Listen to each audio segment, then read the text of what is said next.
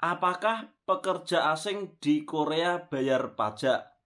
Itulah beberapa pertanyaan dari teman-teman yang masih penasaran. Kira-kira bayar pajak enggak yo? Daripada teman-teman penasaran, simak video ini sampai habis ya. Yuk.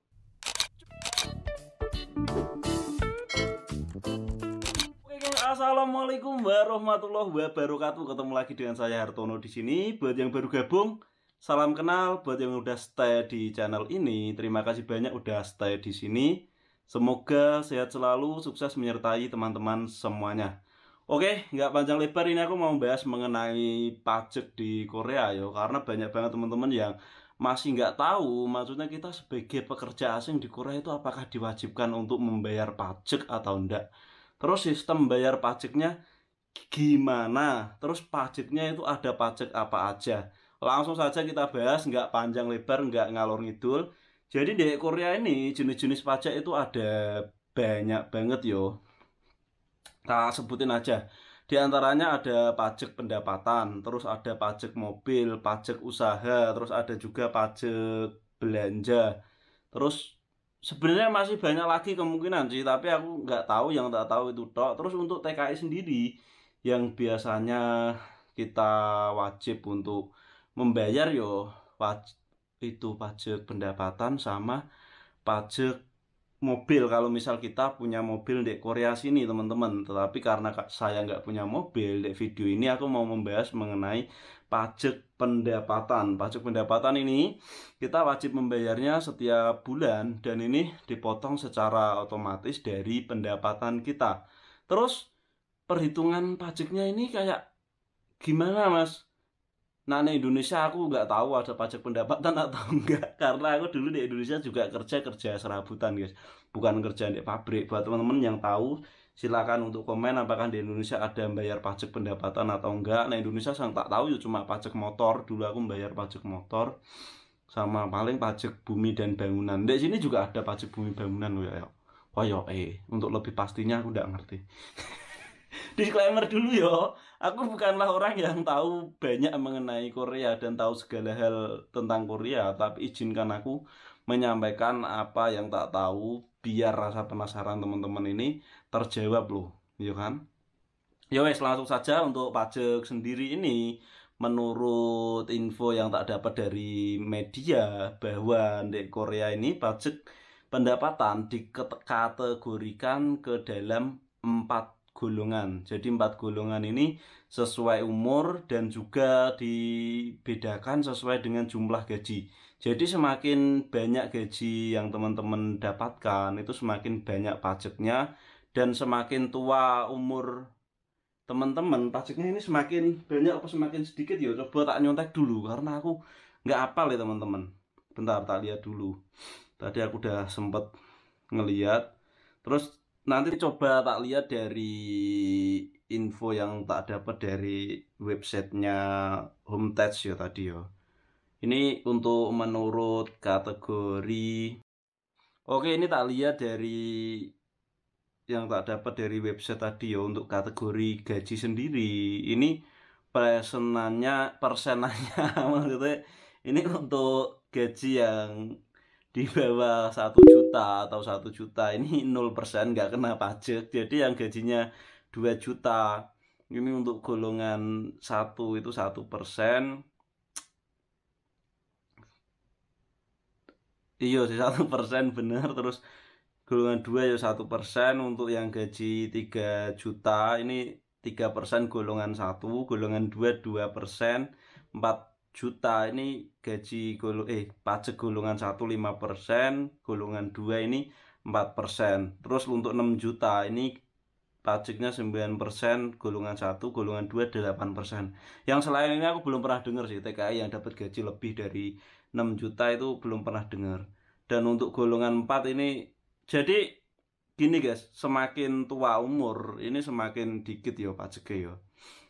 Itu untuk golongan umurnya. Untuk golongan gaji semakin banyak gaji, jadi semakin banyak potongannya. Dulu yang pernah tak dapat ini aku gajiku sampai 4 juta. Itu potonganku dulu masuk 200.000. Soalnya aku kan umurku belum ada 30. Kalau koyoknya golongan 1 itu umur 20 sampai 30. Golongan 2 itu 30 sampai berapa gitu, terus golongan 3 berapa sampai berapa gitu. Kayak setiap 10 tahun itu satu golongan. Kalau misal salah, teman-teman tahu mohon untuk dikoreksi. Terus kemarin aku juga dapat ini apa? Surat dari kantor pajak. Ini adalah total pajak yang kita dapatkan. Ini nanti bermanfaat untuk menyesuaikan pajak. Ini namanya kertas Yunmal Jongsan. Yunmal Jongsan itu adalah penyesuaian pajak akhir tahun. Jadi pajak yang kita bayarkan selama setahun itu lebih apa enggak, itu juga bisa diurus buat teman-teman yang belum diurusin sama orang kantor. Teman-teman bisa ngurus pencairan pajaknya itu di nggo shelter, bisa minta tolong nanti dikasih lembaran ditandatangani di kantor, nanti akan keluar pajak kelebihannya. Itu lumayan guys, bahkan bukan cuma kelebihan sih refund ini apa ya, karena kita kalau misal belanja gitu ya, belanja kan itu kena pajak, kita bayar pakai ATM itu otomatis kita udah bayar pajak juga. Jadi ini totalnya selama 1 tahun ini aku bayar gajiku total itu 22 juta. Terus aku bayar pajakku selama setahun ini 279.000. Oh ini gaji total 22 juta, gaji kotor ini guys, tambah bonus 200.000, jadi total 22.300.000. Jadi yang kena pajak ini 2.400.000. 1% ini 2 piye tuh gitu. Jadi ini 10%-nya ini 2.400.000, ini yang kena pajak 2.400.000 ini. Terus ini kan karena gajinya di bawah rata-rata per bulan yo, di bawah 2 juta. Ini aku cuma kena 1% nih. 1% dari 22 juta ini 240 ribuan, dan aku selama 1 tahun ini bayar 279.000, dan ini dikembalikan semuanya. Kenapa kok tahu bisa dikembalikan semua? Karena ini di sini ini ada tulisannya minus 279.000 ditambah minus 27.000. Jadi nanti aku nerima 300 ribuan. 300 ribu itu ya 3 jutaan. Alhamdulillah guys, lumayan. Terus di lembar kedua ini wis macam-macam ini. Segala jenis opo nggak ngerti. Pokoknya potongan-potongan dan lain-lain ini. Ini lembar 3 juga masih ada 2021, ini juga 2000 berapa ini? Sama sih guys, 2021-an sih. Sama. Jadi intinya yang tak dapat ya ini nanti 279.000 tambah 27.000. Jadi di Indonesia itu kayak gimana nggak tahu aku, apakah kelebihan gaji tiap tahun dibalikin atau enggak. Dulu aku ngeklaim juga guys, FYI buat yang belum nonton, aku di pabrik pertama dulu kan 3 tahun, itu udah tak klaim 2 tahun. Yang tahun pertama itu aku dapat 1 jutaan, yang tahun kedua itu 1.100.000 atau berapa, tahun ketiga belum tak klaim. Terus tahun keempat itu karena aku ada beberapa nganggur, cuma kerja 8 bulan tok, itu aku tahun keempat.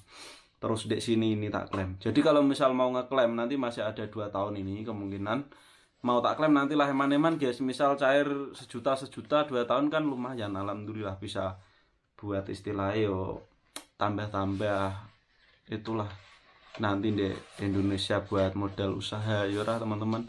Misal aku ke Indonesia nanti cocoknya usaha apa? Teman-teman bisa tolong bantu komen.